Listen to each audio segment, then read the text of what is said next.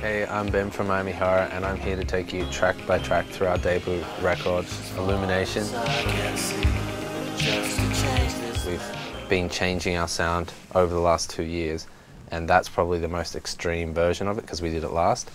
So it works as an intro because it's really chilled out and slowly builds up.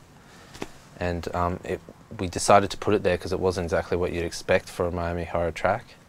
So it alluded to what was coming for the rest of the album. It's got this new disco vibe, but kind of you can see our French house influences coming through as well. I was always a bit worried that it was too dancey for the album because it's the only song with drums kind of that punchy. And I've heard it on the radio like 6 times now, which is probably the only song that I've actually heard that much, and it's only been a week. And taking it out of context and hearing it when we're driving to the Blue Mountains to shoot the clip and just outside and stuff, I'm actually really proud of it now, and the feel of it is just so nice in comparison to like my original perception and worries about it. Holidays is one of the older tracks on the album that I started about 2 years ago. It's kind of a homage to Jackson 5 and a whole lot of 70s disco pop influences. It seems to be everyone's favourite, so probably going to be a single sometime in the near future. Me and Josh kind of put it together within 1 or 2 days, or at least part of it, and kept building from there. And it ended up having so many different parts in it that we liked each part so much that we couldn't really take it out, and then it ends up being about 5.5 minutes. Sometimes was a track I wrote in one night, which is probably the most productive I've ever been.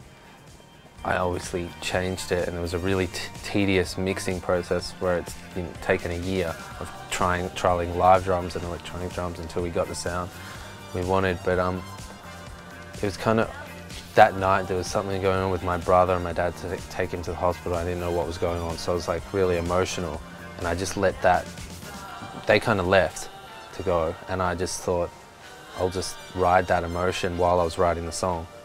And it kind of already had those chords there, so I just, the way it kind of came together, I guess felt quite powerful for me, and it gave me chills for the first month or so of listening to it, because I've kind of felt it.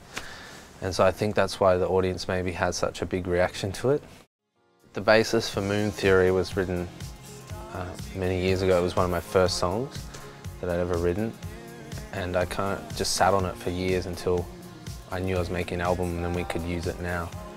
And obviously like it got changed heaps, and it was the first song that we used acoustic guitar on, or at least Josh managed to convince me to use acoustic guitar.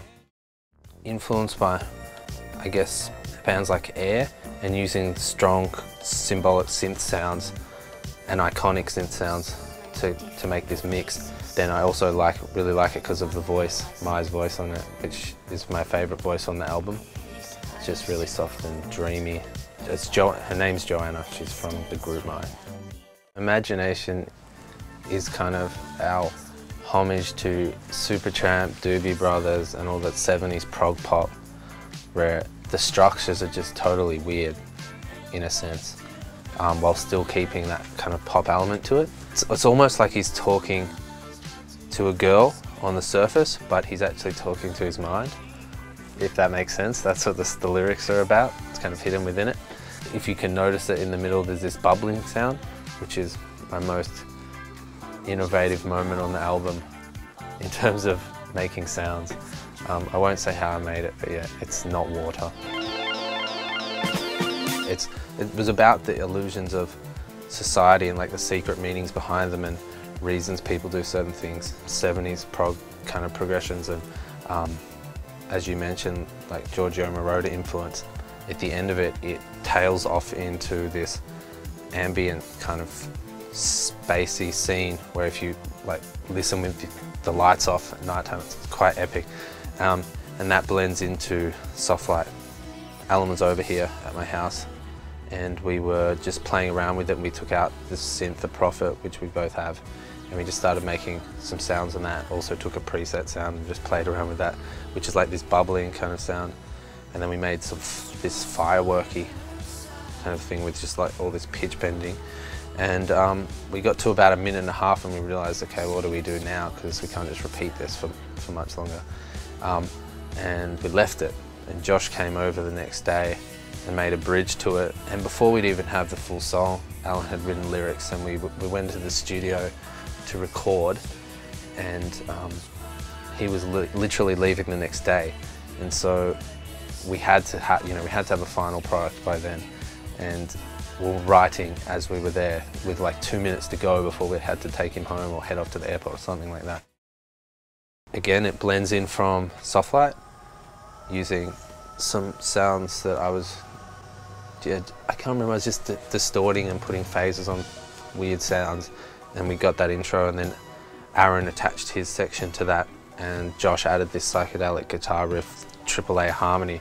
It's almost like slightly a reference to metal, I guess, but it's so slow that it's like halftime, so you can't tell in the context, and it's probably the band's favourite song on the album.